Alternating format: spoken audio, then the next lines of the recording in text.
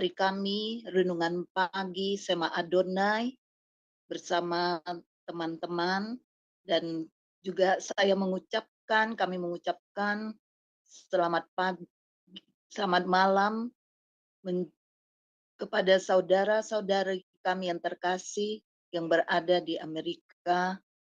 Bersama kami Sema Adonai ya, di pagi ini kita pada hari ini 4 September 2023 kita bersama-sama mari kita memuji, menyembah Tuhan. Kami persilakan. Ku siapkan hatiku Tuhan, tu dengar firman-Mu saat ini.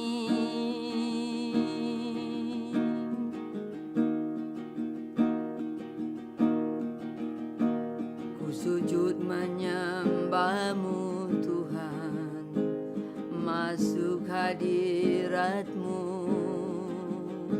saat ini.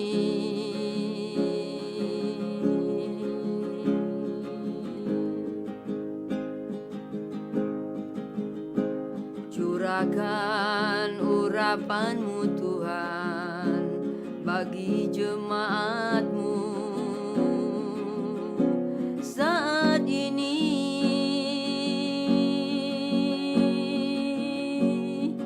Ku siapkan hatiku Tuhan, tu dengar firman-Mu.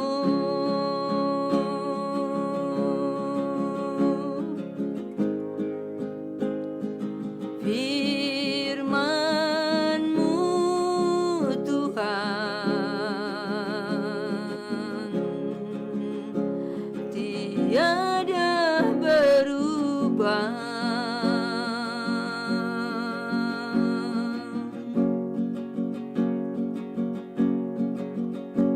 Dahulu, sekarang,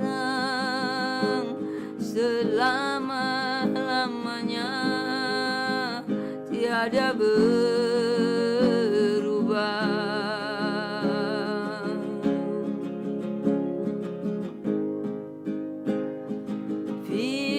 Firman-Mu Tuhan, penolong hidupku.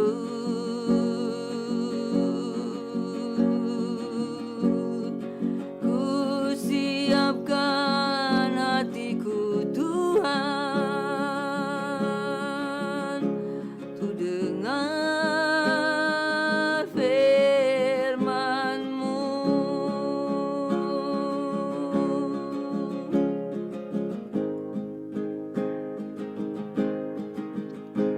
Ku siapkan hatiku Tuhan, tu dengar firman-Mu saat ini.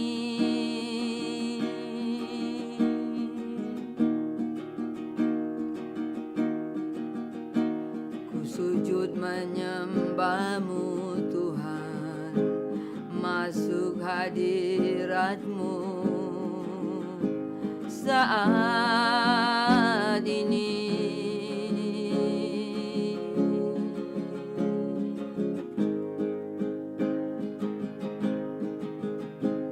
Curahkan urapan-Mu Tuhan bagi jemaat-Mu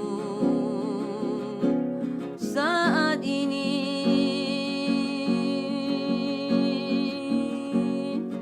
Ku siapkan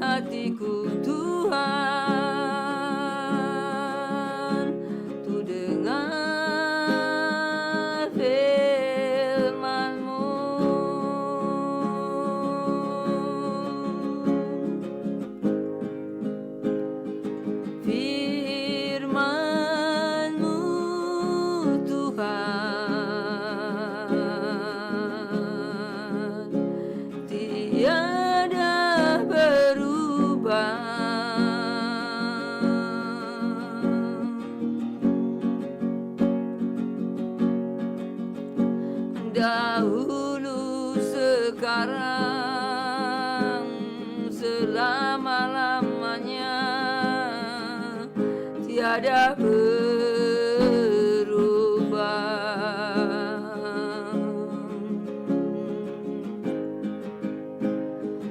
Firman-Mu Tuhan, penolong hidupku.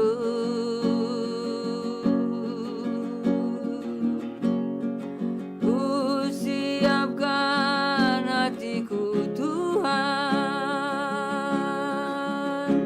untuk dengar firman-Mu.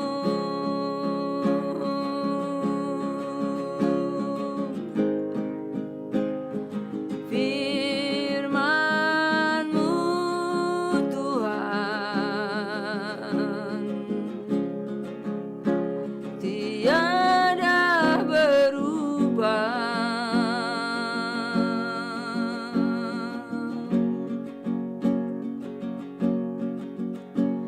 Dahulu, sekarang, selama-lamanya, tiada berubah.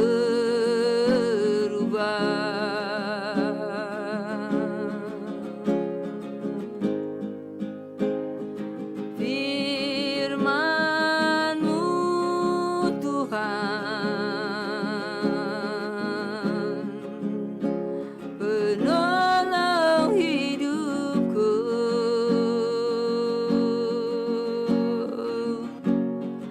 Ku siapkan hatiku Tuhan,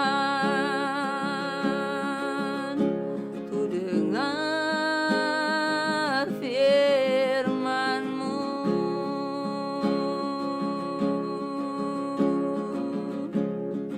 Ku siapkan hatiku Tuhan, untuk dengar firman-Mu.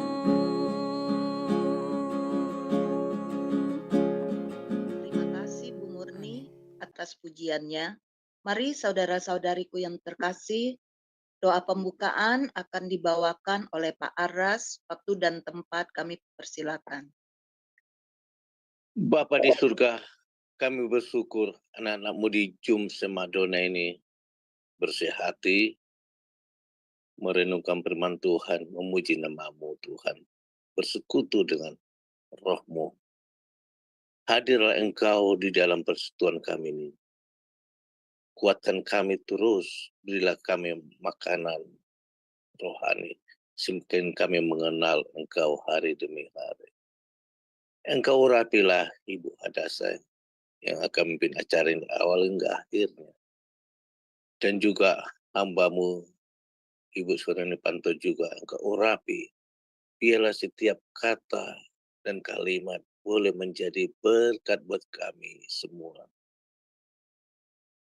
Biarlah kami semua, anak-anak-Mu di sini, mempersiapkan hati untuk mendengarkan firman-Mu. Segala kuasa-kuasa kegelapan yang coba mengganggu, mencuri firman-Mu, kami ikat di dalam nama Tuhan Yesus Kristus. Dan juga Bro Agus dan Trinity yang menjaga IT dan pakai data kami semua, biarlah Engkau jaga Bapa. Di dalam nama Tuhan Yesus kami berdoa dan mengucap syukur. Haleluya. Amin. Amin. Terima kasih atas doanya Pak Aras. Biarlah Bapak juga diberkati dalam pelayanan Bapak, dalam melayani jiwa-jiwa di manapun berada. Mari saudara-saudariku yang terkasih, kini tiba saatnya kita akan mendengarkan sharing firman di pagi ini oleh Ibu Pendeta Bu Suryani dengan dengan tema hati sebagai hamba. Waktu dan tempat kami persilakan. Oh, Shalom. Selamat pagi, Waalaikumsalam. Dengar ya? Ya, Kedengaran, mana kedengeran? kedengaran, Halo? Bu. Ah, Ya, kedengaran. oh iya, ya. Ya, salam, selamat pagi semuanya. Puji nama Tuhan. Kita firman Tuhan. Ya, maaf, saya mohon maaf, saya tidak buka kameranya. Eh, hari ini saya mau luruskan, bukan hati seorang hamba. Tema kita pada hari ini bertumbuh dan berbuah, ya. Bertumbuh dan berbuah. Eh, Mari kita membuka Alkitab kita dari kita buka Alkitab kita dari Matius pasal yang ke-13, Matius pasal yang ke-13 ayat yang pertama sampai ayat yang ke-9. Matius pasal yang ke-13 ayat 1 sampai 9 demikian bunyinya. Pada hari itu keluarlah Yesus dari rumah itu dan duduk di tepi danau. Maka datanglah orang banyak berbondong-bondong, lalu mengurumuni dia sehingga ia naik ke perahu dan duduk di situ. Sedangkan orang banyak semuanya berdiri di pantai dan ia mengucapkan banyak hal dalam perumpamaan kepada mereka. Katanya, adalah seorang penabur keluar untuk menabur. Pada waktu ia menabur, sebagian benih itu jatuh di pinggir jalan. Lalu datanglah burung dan memakannya sampai habis. Sebagian jatuh di tanah yang berbatu-batu dan yang tidak banyak buahnya. Lalu benih itu pun segera tumbuh karena tanahnya tipis. Tetapi sesudah matahari terbit, layulah ia dan menjadi kering karena tidak berakar. Sebagian lagi jatuh di tanah semak duri, lalu makin besarlah semak itu dan menghimpit sampai mati. Dan sebagian jatuh di tanah yang baik, lalu berbuah, ada yang 100 kali lipat, ada yang 60 kali lipat, ada yang 30 lipat. Siapa bertelinga hendaklah ia mendengar. Saudara yang kekasih di dalam Tuhan Yesus, dalam pembacaan kita ini kita melihat Tuhan Yesus memberi satu perumpamaan tentang penabur. Ya, kita melihat di sini seorang penabur, dia menabur benih. Ya, menabur benih dan kemudian dia menabur begitu saja sehingga ada yang jatuh di pinggir jalan, ada jatuh di tanah yang berbatu-batu, kemudian ada yang jatuh di semak duri dan kemudian ada yang jatuh di tanah yang baik. Sehingga ketika jatuh di tanah yang baik itu, benih itu kemudian bertumbuh, ada yang 100 kali lipat, ada yang 60 kali lipat, dan ada yang 30 kali lipat. Nah, saudara yang kekasih, kita tahu bahwa seluruh kehidupan, semua kehidupan itu berasal dari benih. Apakah manusia, apakah itu hewan, atau tumbuh-tumbuhan. Semua dari benih. Dan benih ini adalah potensi dari satu kehidupan. Semua kehidupan itu berasal dari benih. Dan dari manakah benih itu? Benih itu berasal dari Allah. Nah, Alkitab menerangkan bahwa ketika ditabur benih, kemudian ada yang hidup, tetapi ada juga yang tidak hidup. Kita lihat contohnya, saudara, kalau kita lihat benih, ya, tadi saya katakan benih itu adalah satu potensi kehidupan. Kalau saya tabur bunga mawar, mulai dari bentuk daunnya, batangnya, kemudian warna dari bunga mawar, ada yang putih, ada yang merah, darah, ada yang pink, ya. Saya tidak menyemprotkan pilok ya ke atas atau cat pilok atau cat ke atas bunga mawar itu. Tetapi seluruhnya itu berasal dari benih. Kemudian wanginya yang sangat luar biasa, ya, enak sekali wanginya dan indah sekali, semua berasal dari benih. Jadi seluruh potensi kehidupan daripada benih itu, ya, pohon itu berasal dari benih. Nah, demikian juga seluruh keindahan daripada kehidupan orang Kristen itu berasal dari benih. Dan benih firman Tuhan. Dan firman Tuhan itu yang kita tahu itu adalah Tuhan Yesus sendiri. Dialah firman yang menjadi manusia. Kita melihat di sini kata bertumbuh, kalau kita lihat kembali kata bertumbuh.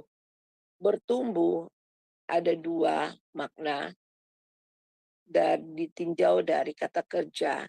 Kata kerja itu artinya bertumbuh itu berkembang atau mengalami peningkatan kemajuan. Segala yang bertumbuh, semua ada kemajuan meningkat. Apakah pertumbuhan dari kehidupan manusia, makhluk, ataupun pertumbuhan ekonomi, satu pertumbuhan, itu pasti ada satu pemerintahan dan sebagainya. Semua kata bertumbuh itu pasti akan mengalami kemajuan atau peningkatan. Nah, ditinjau dari kata sifat, itu adalah bertumbuh artinya menjadi matang dan dewasa. Jadi orang yang bertumbuh secara rohani pasti akan mengalami kematangan secara rohani dan dalam segala sesuatu kata Yakobus tidak menjadi matang dan tidak kekurangan sempurna dan tidak kekurangan suatu apapun. Jadi sangat penting sekali benih itu menjadi bertumbuh sehingga mengalami kedewasaan yang penuh di dalam Kristus. Alkitab mengatakan, mari kita baca dari Efesus. Kita lihat Efesus pasal keempat. Kita baca Efesus pasal yang keempat. Kita baca ayat yang ke-12 dan ayat yang ke-13. Demikian bunyinya. Efesus pasal 4 ayat 12 dan 13 untuk mempersiapkan orang-orang kudus bagi pekerjaan pelayanan bagi membangun tubuh Kristus.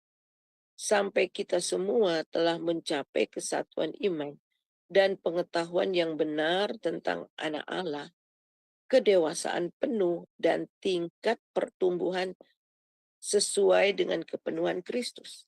Jadi kita melihat jadi benih itu firman Tuhan itu ditabur supaya dia kemudian bertumbuh. Dan di sini dikatakan untuk memperlengkapi orang-orang kudus, inilah orang-orang yang memberitakan firman Tuhan, yang memperlengkapi kita untuk dengan firman Tuhan supaya kita bertumbuh. Sampai apa? Sampai kita semua telah mencapai kesatuan iman, pengetahuan yang benar tentang anak Allah, kedewasaan penuh, dan tingkat pertumbuhan sesuai dengan kepenuhan Kristus. Luar biasa. Jadi setiap orang Kristen diperlengkapi oleh firman Tuhan. Di firman Tuhan yang kita dengar itu supaya kita bertumbuh sampai kepada kedewasaan penuh di dalam Kristus Yesus. Tetapi kita melihat kenyataannya dari perumpamaan Tuhan Yesus ini, benih yang ditabur itu, yang jatuh, tidak semuanya bertumbuh. Rupanya kita melihat itu juga tergantung daripada kondisi tanahnya. Jadi kita kembali kepada Matius pasal yang ke-13. Kita baca di dalam ayat 18. Karena itu dengarlah perumpamaan penabur ini. Kepada setiap orang yang mendengar firman tentang kerajaan sorga, tetapi tidak mengertinya. Datanglah si jahat dan merampas yang ditaburkan dalam hati orang itu. Itulah benih yang ditaburkan di pinggir jalan. Nah, Tuhan memberikan perumpamaan ini. Apa sih artinya? Jadi rupanya tanah itu sangat menentukan bertumbuh atau tidaknya benih itu. Ketika ditabur, sebagian itu jatuh di pinggir jalan. Dan kemudian kita melihat, karena jatuh di pinggir jalan, di dalam pembacaan kita yang pertama, maka benih itu dimakan burung sehingga tidak pernah bertumbuh. Nah, di ayat ini apa sih maksudnya? Nah, setiap orang yang mendengar firman tentang kerajaan Allah tetapi tidak mengerti. Orang ini dengar firman Tuhan tapi nggak ngerti-ngerti. Dari awal sampai akhir dia mendengar tetapi tidak mengerti. Karena tidak mengerti, makanya firman itu diambil oleh iblis sehingga tidak tersisa. Saya satu kali beberapa tahun yang lalu saya pergi ke Surabaya. Jadi kebetulan hari Minggu itu saya ada pelayanan di Surabaya. Berapa hari kemudian saya pulang ke Jakarta. Saya tanya sama anak saya, kebetulan saya mengembalakan juga. Kemarin firman Tuhannya tentang apa di gereja yang diberitakan sama hamba Tuhan. Ada pembicara tamu. Dia bingung sekali, apa ya? Saya bilang dari mana ayatnya? Dia bingung, apa ya? Loh, kenapa nggak ingat? Aduh, Mi lupa sama sekali. Masa lupa sama sekali nggak ada yang nyantol? Saya bilang, iya Mi, tapi lucu Mi. Hamba Tuhannya lucu Mi. Katanya. Terus dia cerita lucunya. Loh, kok yang dicerita lucunya? Yang Mami tanya firman Tuhannya tentang apa dan dari mana diambil. Sama sekali tidak nempel. Jadi kita melihat di sini ada banyak orang dengar, tetapi nggak ngerti-ngerti. Saya senang kata dengar dalam bahasa Inggris ada dua. Yang pertama hear. Hear itu kita bisa dengar sambil lalu. Dengar lagu, dengar YouTube sambil cuci piring. Ya, sambil cuci piring, kemudian sambil masak, sambil nyapu. Tetapi apakah kita nyimak apa yang kita dengar? Tidak. Apakah nyantol apa yang kita dengar? Enggak.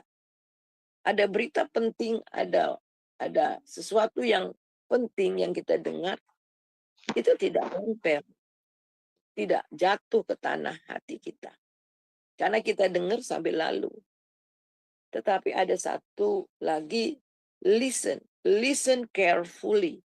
Listen carefully itu artinya benar-benar mendengar dengan menyimak dan mengerti. Jadi kita melihat di sini sikap hati di dalam menerima firman yang kita dengar itu sangat penting. Apakah kita menerima dengan sungguh-sungguh dan kemudian menaruhkan itu dalam hati kita. Nah, kata mengerti di sini itu adalah ginosko. Ginosko itu artinya, saudara, kita mengerti karena kita percaya. Kita percaya oleh karena apa? Oleh karena kita punya iman. Jadi kita mengerti karena kita beriman. Kita mengerti karena beriman. Jadi seorang yang mendengar firman Tuhan, iman itu timbul dari pendengaran. Pendengaran akan firman Tuhan. Ketika seseorang mendengar firman, oh, saya percaya. Nah, ketika percaya kita beriman dengan sungguh-sungguh ya, kita terima itu. Dan kemudian kita melakukannya. Ketika kita melakukannya, kita mengalaminya. Ketika kita mengalaminya, pengertian kita, oh begini maksud firman Tuhan. Setelah kita mengalaminya, kita bertumbuh terus dalam pengetahuan. Jadi pengenalan kita akan Tuhan bukan hanya sekedar pengetahuan, bukan sekedar apa yang kita tahu, tapi benar-benar mengerti. Mengerti karena kita punya iman dan karena kita melakukannya. Ketika kita melakukannya, kita mengalami Tuhan. Ketika kita mengalami Tuhan, kita bertumbuh dalam pengetahuan, terus-menerus bertumbuh. Jadi pengenalan kita akan Tuhan itu bertumbuh karena kita mengalami Tuhan dari waktu ke waktu. Kita mengalami penyertaannya, kita mengalami penyediaannya, kita mengalami pemeliharaannya, dan kita kenal siapa Tuhan yang dahsyat itu. Nah, saudara, kita melihat tadi saya katakan iman itu kita mengerti karena kita percaya. Di dalam Hebrew atau di dalam Wahyu pasal yang ke-11, kita baca Wahyu pasal yang ke-11 di dalam ayat yang ketiga. Kita lihat karena iman kita mengerti. Jadi karena iman yang membuat kita mengerti bahwa alam semesta telah dijadikan oleh firman Allah. Sehingga apa yang kita lihat telah terjadi dari apa yang tidak dapat kita lihat. Jadi karena iman inilah kita mengerti. Walaupun alam semesta ini telah terjadi dari apa yang tidak kita lihat. Kenapa kita mengerti walaupun kita tidak melihat? Karena kita punya iman. Dan iman itu beyond daripada apa yang dapat kita tahu. Jadi kita melihat di sini, kita percaya walaupun kita tidak melihat. Nah, kita kembali kepada Matius pasal yang ke 13. Jadi faith is not deny the reality, but faith believe that beyond the reality there is the greater reality.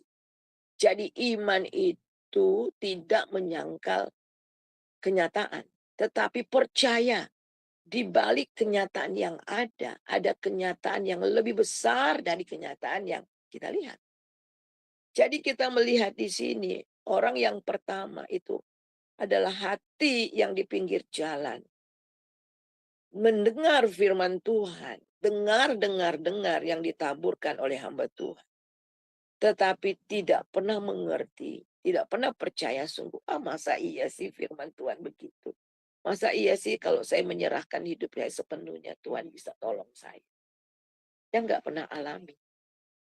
Dan tidak pernah bertumbuh. Dan akhirnya firman Tuhan yang sudah ditaburkan itu diambil oleh si jahat, oleh iblis. Yang kedua itu adalah tanah yang berbatu-batu. Ayat 20. Benih yang ditaburkan di tanah yang berbatu-batu ialah orang yang mendengar firman itu dan segera menerimanya dengan gembira. Tetapi ia tidak berakar dan tahan sebentar saja. Apabila datang penindasan, penganiayaan, oleh karena firman itu, orang itu pun segera murtad. Wah, orang yang kedua ini ketika firman Tuhan mendengar firman Tuhan, oh terima kasih Tuhan, saya diberkati, terima kasih Ibu Pendeta. Firman Tuhannya bagus sekali, saya sangat tersentuh, saya sangat terharu, sampai saya menangis. Wah, kelihatannya betul-betul tersentuh. Haleluya, saya sungguh diberkati. Senang sekali ya. Aku berubah, sungguh ku berubah. Wah, berubah hidupnya, semangat luar biasa. Tapi ketika beberapa waktu selang itu, mulai ada penganiayaan, mulai ada tantangan, mulai ada masalah, mulai ada konflik-konflik, mulai ada persoalan dalam hidupnya. Kok gini ya ikut Tuhan? Katanya ikut Tuhan itu bahagia. Katanya ikut Tuhan itu luar biasa. Kok ngalami ini sih? Saya doa, kok nggak dijawab Tuhan sih? Sudahlah, males. Dan akhirnya mulai mundur. Dan akhirnya hilang. Jadi lagu. Aku masih seperti yang dulu. Begitu lagi. Tapi nanti sudah mengalami kekeringan. Aduh, saya kering banget ya. Saya butuh hamba Tuhan. Saya pengen dengar firman Tuhan. Cari hamba Tuhan. Panggil hamba Tuhan. Didoakan. Dikasih semangat. Semangat lagi. Tapi kemudian jalan lagi. Seperti ban kempes. Ban bocor ya. Ban bocor. Ban tubles itu. Tubles itu ya. Kalau ada bocor, jalan. Jalan. Kemudian kempes lagi. Kalau kehidupan orang Kristen yang seperti ini, saudara, bagaimana bisa menjadi berkat dan dia akan menjadi mangsa kuasa kegelapan. Nah, kenapa sampai seperti ini? Ternyata tanah hatinya itu berbatu-batu dan kemudian tanahnya juga tipis. Sempat bertumbuh, tapi hanya sementara. Ketika ada matahari, kemudian matilah dia. Orang Kristen yang tanahnya berbatu-batu seperti ini. Selain itu juga dia tidak tahan kepada tantangan, penganiayaan, dan pencobaan. Tetapi dia juga, saudara, tidak tahan akan penderitaan, tetapi juga hatinya keras. Ada luka-luka batin, ada kemarahan, ada bitterness. Dia membuka hatinya celah dengan kepahitan. Sehingga kepahitan itu membuat dia menjadi mati benih itu. Saya ada banyak mendengar dan melihat orang-orang Kristen yang tadinya mulai dengan pelayanan yang sungguh-sungguh, tapi sampai pada satu titik dia mengalami masalah dalam hidupnya. Dia ada konflik dengan pendeta, dia kecewa dengan pendeta, kecewa dengan ini, kecewa dengan situ. Dan akhirnya dia meninggalkan Tuhan. Bahkan dalam kesaksian-kesaksian yang kita lihat, bisa jadi mualaf. Ada pendeta bilang, dia jadi mualaf karena apa? Karena getir, karena sakit hati dengan sinode, sakit hati dengan ini. Saya pernah menyaksikan ada satu teman yang tadinya bukan orang Kristen. Kemudian percaya kepada Yesus, kelihatannya bertumbuh luar biasa, melayani Tuhan. Tetapi suatu ketika ada konflik, dia kecewa sekali sama pendeta. Dia nggak masuk seminggu, ibadah 2 minggu, akhirnya 1 bulan, 2 bulan, 1 tahun, 2 tahun. Kita kunjungi berkali-kali, tetapi hatinya tetap sakit hati, nggak mau mengampuni. Saya kemudian mengunjungi sudah 5 tahun dan 10 tahun. Ceritanya seperti baru kemarin, segar sekali. Ibu pendeta tidak tahu betapa sakitnya saya ini diperlakukan seperti itu. Saya bilang, Tuhan Yesus sudah mengampuni, kita juga harus mengampuni. Enggak, Ibu pendeta, sampai kapanpun saya tidak. Karena terlalu terhina saya. Akhirnya kembali kepada dunia yang lama. Dia kembali lagi ke kelenteng, kembali lagi. Dan akhirnya betul-betul hatinya membatu. Dan udah sulit untuk kembali. Kita melihat ada orang-orang yang seperti ini. Kemudian yang ketiga adalah tanah yang jatuh di semak duri. Jatuh yang di semak duri ayat 22 dikatakan. Yang ditaburkan di tengah semak duri ialah orang yang mendengar firman itu. Lalu kekhawatiran dunia dan tipu daya kekayaan menghimpit firman itu sehingga tidak berbuah. Ada yang jatuh benih itu di semak duri. Kemudian tumbuh sedikit tetapi semak duri itu menghimpit dia. Sehingga di sini dikatakan tidak berbuah. Tumbuh juga tapi enggak berbuah. Tuhan Yesus bilang kepada pokok ara itu yang tidak berbuah. Potong saja, tebang saja, bakar saja. Karena tidak pernah menghasilkan buah. Tidak ada gunanya. Jadi kekhawatiran dunia kita melihat di sini. Dengar firman Tuhan, tetapi khawatir jalan terus. Bimbang jalan terus. Cemas jalan terus. Takut itu lawan daripada iman. Kenapa? Karena tidak beriman, tidak percaya pada firman Tuhan, tidak berpegang pada firman Tuhan. Sehingga khawatir dan takut. Takut, saudara. Alkitab mengatakan dalam Roma 5 ayat 15 bahwa kita tidak menerima roh perbudakan yang menjadi kita takut lagi. Tetapi menerima Roh Kudus Oleh Roh itu kita berseru, ya Aba, ya Bapa. Kita ini adalah anak-anak Bapa. Bagaimana Tuhan Yesus menggambarkan bagai burung pipit dipelihara, apalagi kamu. Bunga bakung dihiasi, apalagi kamu. Kita ini adalah anak-anak Bapa. Semua dalam rambutmu dia bisa hitung berapa banyaknya. Tidak satu helai pun rambut jatuh tanpa pengetahuan daripada Tuhan. Jadi hidup kita ini ada di dalam tangan Bapa. Bagaimana seorang Bapa sangat memperhatikan kehidupan anak-anaknya bahkan masa depan. Apalagi Tuhan, Bapa kita. Dia tidak pernah meninggalkan kita, sekali-kali tidak. Ini sangat luar biasa sekali, saudara. Tetapi orang yang nggak punya iman ini, terus khawatir, tidak berpegang kepada firman Tuhan. Orang yang takut, bimbang, dan khawatir, gampang diiming-iming oleh kekayaan dunia. Hidup mereka bukan kepada kekekalan, hidup mereka hanya kepada dunia, berkisar pada perut, berkisar pada kedagingan, pada kesenangan-kesenangan dunia. Sebab itulah ketika ada tawaran-tawaran, mereka mau lakukan, walaupun itu menghimpit iman mereka dan mematikan. Saya senang punya papa saya. Papa saya seorang pelaut. Saya ingat pada waktu saya masih SMP, SMA. Papa saya kerja di kapal tanker ke luar negeri, pergi ke Kuwait dan beberapa negara. Kerja di kapal tanker dan papa saya kemudian chief engineer. Dia cerita, satu ketika di laut lepas, mereka membawa minyak banyak sekali.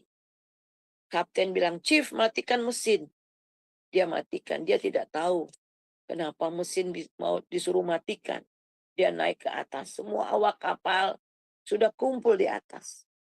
Dan dia lihat tidak jauh dari kapal mereka ada kapal yang berlabuh juga di tengah laut lepas. Kapten bilang, "Kita mau jual minyak, tanda tangan."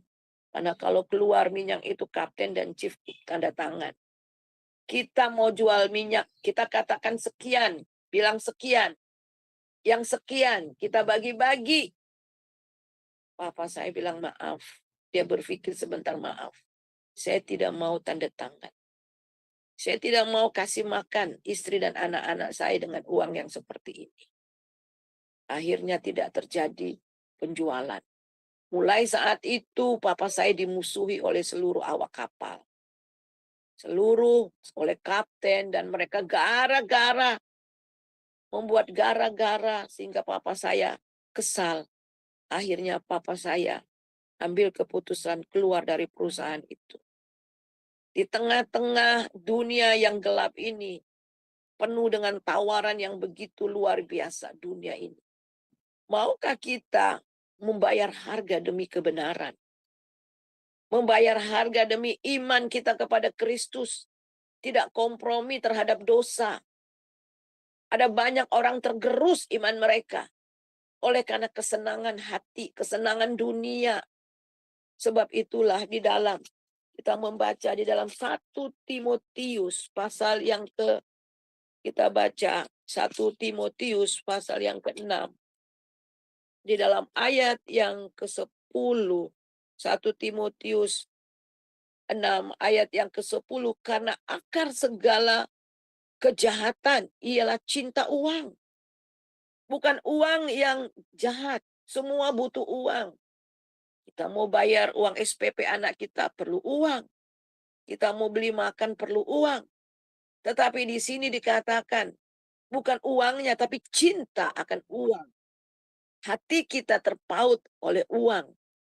Oleh karena itulah di sini dikatakan akar segala kejahatan. Cinta uang. Ada banyak karena uang, karena harta membunuh adiknya, kakaknya, keluarganya. Karena uang. Jadi ini hati-hati saudara. Saya percaya sebagai hamba Tuhan. Kekayaan atau harta, semua itu bonus. Tuhan akan pelihara hidup kita. Kita melakukan bagian kita, Tuhan melakukan bagiannya. Bukan berarti, udah deh diam-diam aja, nggak usah kerja, nggak usah apa. Tenang-tenang aja nanti berkat datang. Hai pemalas, kata firman Tuhan, belajar dari semut. Kita lakukan dengan jujur, dengan setia. Berkat Tuhan itu akan mengalir dalam kehidupan kita. Kita lihat di sini bahwa karena cinta uang, sebab oleh memburu uang. Perhatikan, memburu. Apa saja disikat. Yang penting dapat. Sikut sana, sikut sini. Yang penting dapat duit. Tidak peduli apakah itu mencelakakan orang banyak. Tidak peduli, yang penting duit. Nah ini, beberapa daerah, saya lihat kenapa sungainya jadi keruh kayak gini. Karena apa? Karena cari emas. Tanah yang mengandung emas di pinggir-pinggir sungai digali. Beberapa pendompeng, walaupun sudah dilarang sama pemerintah karena itu mencemarkan air, karena air itu yang sungai itu tadi mengalir, airnya jernih bersih, tapi sudah menjadi keruh, nggak bisa diminum. Kalau diminum berbahaya sekali. Kita lihat Jakarta sangat gelap oleh karena polusi. Beberapa minggu lalu saya ke Kalimantan, Palangkaraya. Di pesawat sudah ketinggian sekian juga masih pekat itu langit. Bukan mendung karena hujan, tetapi polusi.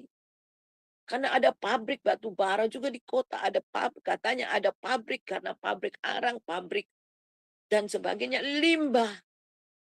Demi kekayaan, demi kesenangan.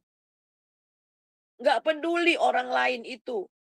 Karena apa? Memburu keuntungan, memburu uang.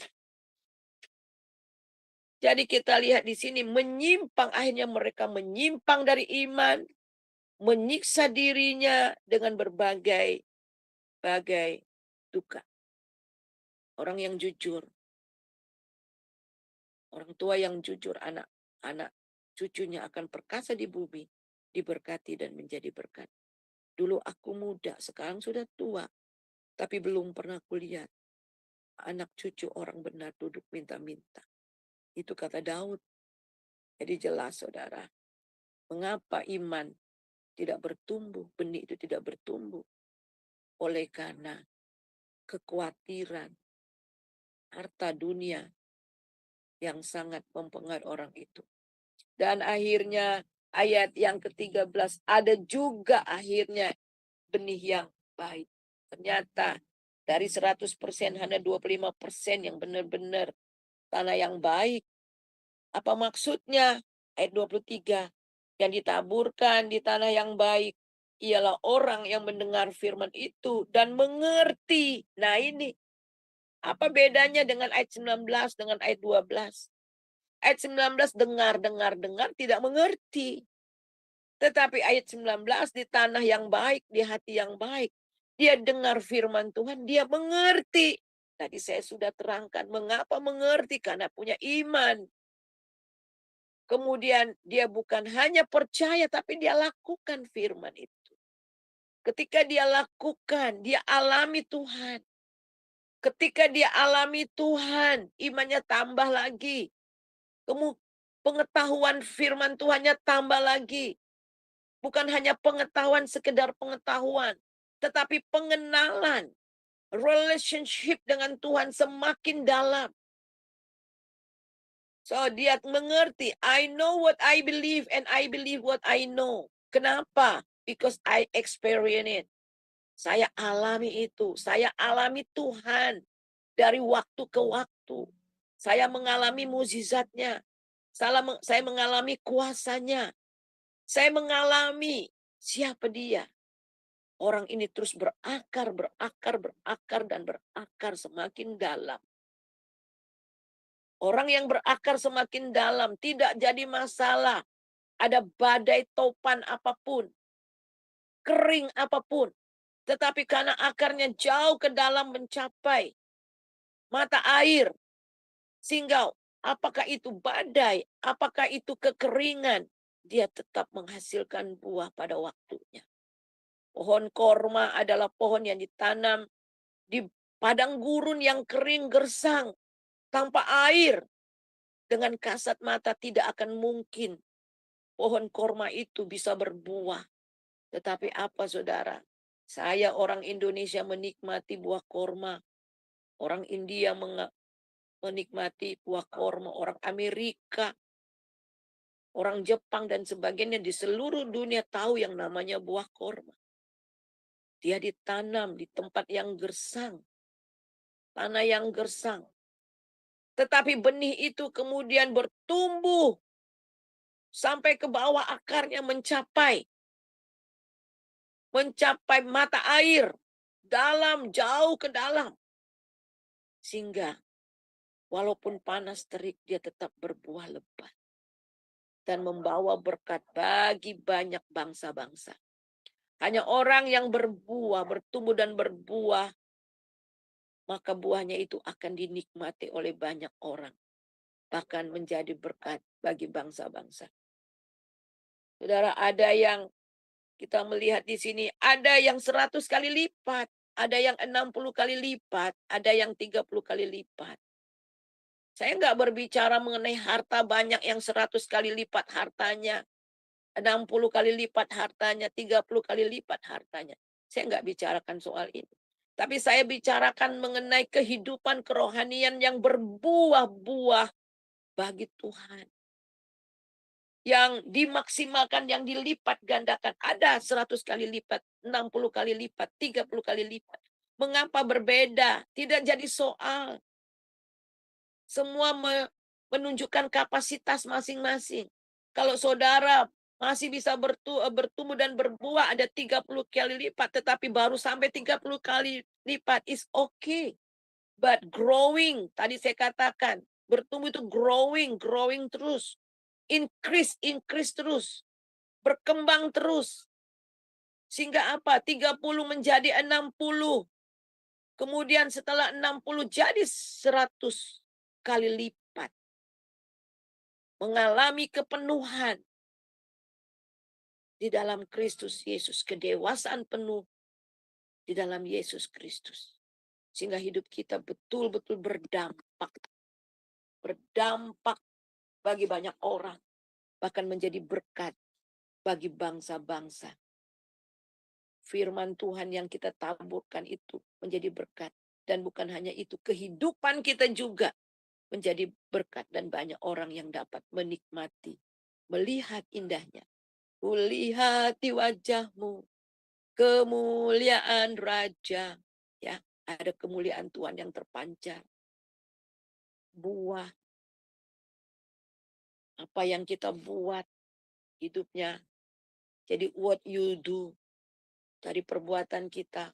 What you say dari apa perkataan kita. What you give, apa yang kita beri. What you think, apa yang kamu pikirkan. Menghasilkan buah. Buah karakter Kristus pertama. Hidup kita menghasilkan buah. Karakter Kristus, ada pikiran Kristus dalam pikiran kita. Ada hati Yesus dalam hati kita. Tindakan Yesus dalam tindakan kita. Dahsyat. Sebab itu saudara, saya mau tanya. Bagaimana kondisi hati saudara?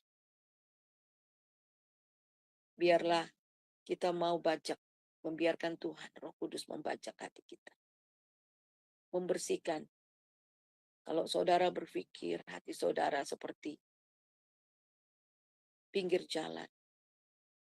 Atau berbatu-batu semak. Biarkanlah si penabur itu membersihkan terlebih dahulu hati saudara. Buang semua kotoran-kotoran. Biarkan Roh Kudus menyunat hati saudara dengan firman. Sehingga ketika benih itu jatuh ke dalam hati saudara, saudara benih itu akan tumbuh dan saudara akan berubah dan berbuah bagi Kristus. Mari kita satu di dalam doa. Terima kasih Tuhan buat kebenaran firman-Mu. Kami sudah mendengar. Biarlah apa yang kami dengar itu jatuh ke dalam hati kami yang baik. Kami mengerti dan kemudian kami melakukannya sehingga kami boleh berbuah lebat dan hidup kami menjadi berkat bagi banyak orang. Terima kasih Bapa. Biarlah setiap pendengar pada pagi ini bagaikan tanah yang baik sehingga benih itu boleh bertumbuh dan berbuah lebat. Roh Kudus, bekerjalah dalam setiap hati orang pada pagi ini. Di dalam nama Yesus tuh kami berdoa. Haleluya.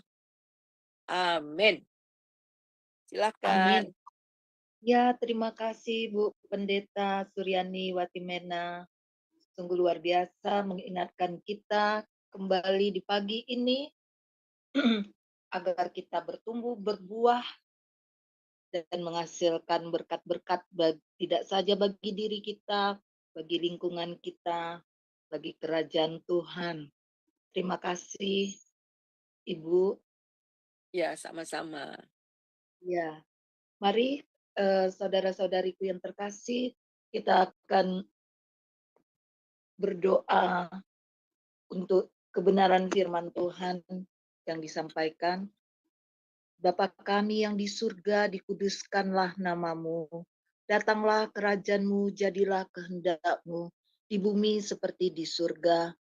Berilah kami pada hari ini makanan kami yang secukupnya, dan ampunilah kami akan kesalahan kami, seperti kami juga mengampuni orang yang bersalah kepada kami. Dan janganlah membawa kami ke dalam pencobaan, tetapi lepaskanlah kami dari yang jahat, karena Engkaulah yang mempunyai kerajaan dan kuasa dan kemuliaan sampai selama-lamanya. Tuhan, berkati hamba-Mu, Ibu Pendeta Suryani Watimena, apapun yang hamba-Mu ini perbuat, biarlah Tuhan buat berhasil. Engkau perlebar, perluas pelayanan hamba-Mu. Engkau berkati dari utara, selatan, barat, timur, pusat. Baik keluarga, baik pelayanan, serta gereja yang dipercayakan kepada hamba-Mu. Biarlah mereka boleh lebih lagi menjadi dampak bagi sekelilingnya. Terima kasih Bapa. Kami percaya apa yang ditaburkan di pagi ini untuk merefresh iman kami, agar kami mempunyai tanah hati yang baik, dan biarlah kita siap menjadi pelaku-pelaku firman daripada apa yang ditaburkan setiap kali kita mendengar, baik di gereja, dimanapun kita berada. Begitu banyaknya pilihan saat ini, baik melalui YouTube atau persekutuan-persekutuan doa, ibadah tengah minggu. Sungguh luar biasa disediakan Tuhan kepada kita di akhir zaman ini. Biarlah kita menanggap dan kita terus mempertahankan iman kita. Apapun yang terjadi, kita kuat di dalam Tuhan, karena kita tahu hanya Tuhanlah yang bisa membawa kita kepada kehidupan yang kekal. Terima kasih Bapa, inilah doa kami. Haleluya, puji Tuhan Yesus. Amin.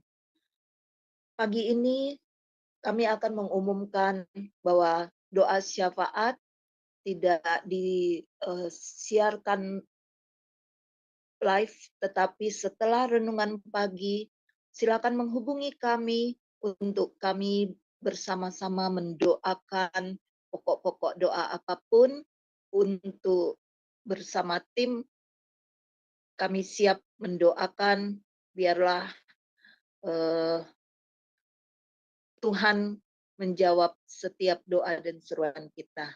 Amin.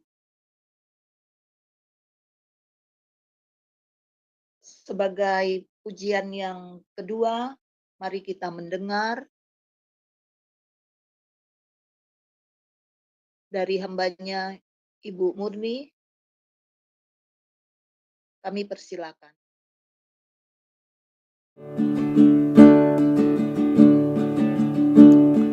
Ku tak membawa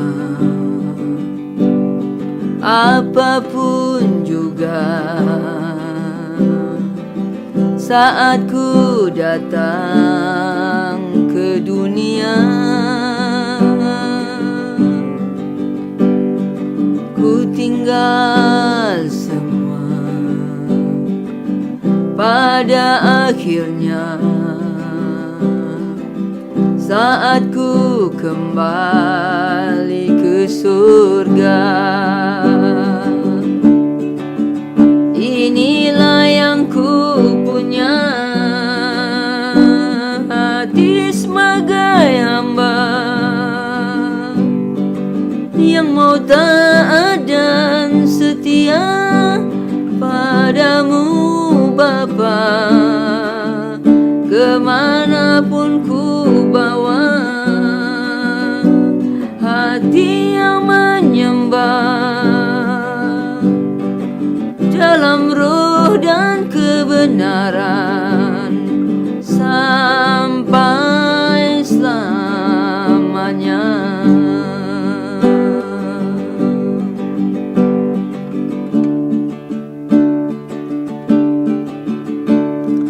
Ku tak membawa apapun juga saat ku datang ke dunia. Ku tinggal semua pada akhirnya saat ku kembali ke surga. Inilah yang ku punya, hati sebagai hamba yang mau taat dan setia padamu Bapa. Kemanapun ku bawa, hati yang menyembah dalam roh dan kebenaran sampai selamanya. Inilah yang ku punya, hati sebagai hamba yang mau taat dan setia padamu Bapa. Kemanapun ku bawa, hati yang menyembah dalam roh dan kebenaran sampai selamanya.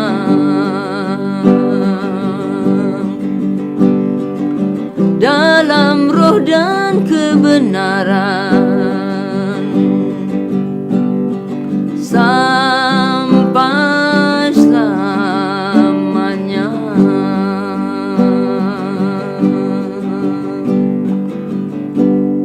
Akhirnya pujian ini, mari kita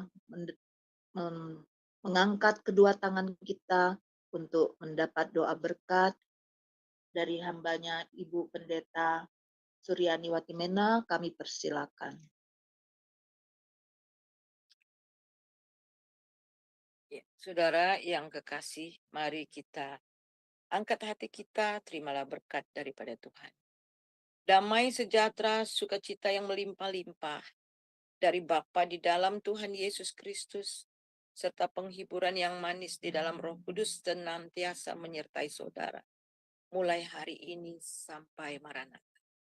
Diberkatilah engkau, diberkatilah rumahmu, diberkatilah orang yang keluar masuk rumahmu, diberkatilah anak cucumu, diberkatilah usaha pekerjaanmu, pelayananmu, sehingga engkau diberkati dan menjadi berkat. Kita terima itu hanya dalam nama Bapa, Anak, dan Roh Kudus. Haleluya. Amin. Amin. Terima kasih Bu Pendeta yang sudah melayani kami di pagi ini. Ya, sama-sama. Saudara-saudari, ya, saudara-saudariku yang terkasih di dalam Tuhan Yesus, mari terus bergabung dengan renungan pagi Sema Adonai dengan tema-tema yang berbeda dan akan dibawakan oleh hamba-hamba Tuhan yang sungguh luar biasa yang dikirim Tuhan pada pelayanan di Sema Adonai setiap hari dari hari Senin sampai hari Sabtu. Sekian, terima kasih. Shalom, shalom. Kasih karunia Tuhan Yesus menyertai kita semua. Amin.